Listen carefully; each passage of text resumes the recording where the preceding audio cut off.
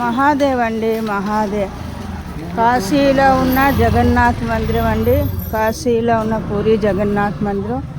ఈరోజు భగవంతుడికి ఉదయం నుంచి రాత్రి వరకు అలాగ జగన్నాథుడికి గంగ వేస్తూనే ఉంటారు.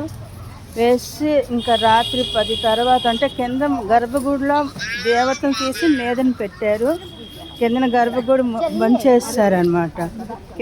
ఉంచేసి మేదని పెట్టారు. మేదని రోజు రాత్రి 10 వరకు అభిషేకాలు అవుతాయండి. అయిన తర్వాత మళ్ళీ గర్భగుడిలో తెచ్చి ఇంక రాత్రి మూసేస్తారు. ఇంకా మళ్ళీ 16వ తారీఖుకి కాశీలో రథయాత్ర చౌరా అని అక్కడ తీసుకొని వెళ్తారు. అక్కడ దర్శనం. ఆ రోజు మనకి రథయాత్ర కదా, ఆ రోజు దర్శనం అనమాట.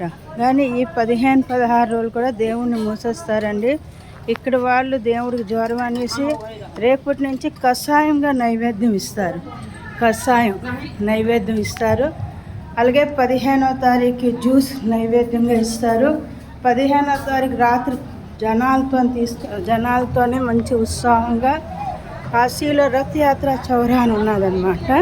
రథయాత్ర చౌరాలోని మళ్ళీ రథంతో అక్కడ ఉంటారు. రథంతో తీసుకెళ్తారు కాబట్టి అక్కడ రథంతో మనకి ఆ రోజు 16వ తారీఖు మళ్ళీ దర్శనం.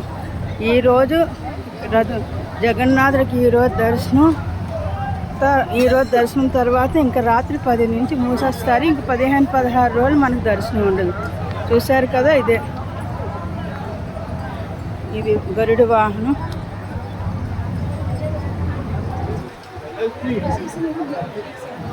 గరుడ వాహనం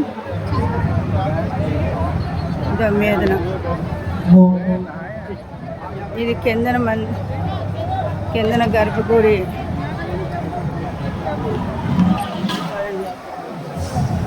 కిందన గర్భగుడి మూసేశారు.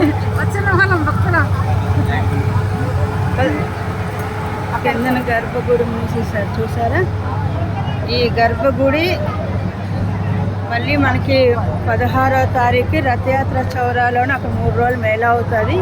ఆ తర్వాత మళ్ళీ గర్భగుడి తెస్తారు. మీరు చెప్పండి, మీకు దర్శనం ఎలాగైంది? బాగా అయింది? చాలా బాగా అయింది. ఈరోజు చంద్రకళ గారు చెప్పడం వల్ల మాకు చాలా బాగా దర్శనం అయ్యింది. వచ్చాము 5 గంటలకు వచ్చేసాం. స్నానం చేసుకుని వచ్చాము.